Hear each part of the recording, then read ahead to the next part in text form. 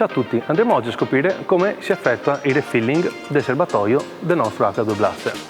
Sostanzialmente ogni volta che viene avviata la macchina ci viene chiesto di verificare il livello del serbatoio e noi dobbiamo andare a confermare se il livello è all'interno dei limiti. Ovviamente va verificato visivamente il livello del serbatoio. Se dovessimo accorgerci che il livello del serbatoio è il livello minimo, sarà necessario riempirlo nuovamente. Andremo a vedere come sia facile e veloce effettuare il riempimento. Sostanzialmente sarà necessario dotarsi di una tanica da 5 litri di acqua distillata e dotarsi di un refilling kit. Quindi andremo ad aprire la bottiglietta di refill e la andremo a versare completamente all'interno della nostra tanica con 5 litri di acqua distillata.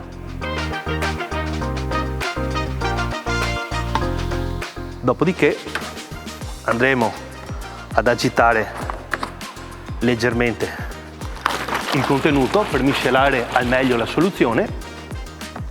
Poi, grazie all'imbuto in dotazione di H2 Blaster, andremo a riempire fino al livello massimo il livello del serbatoio.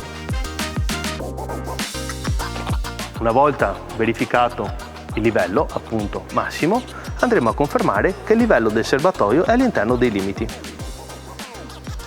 Ora H2 Blaster è pronto nuovamente per numerosi trattamenti.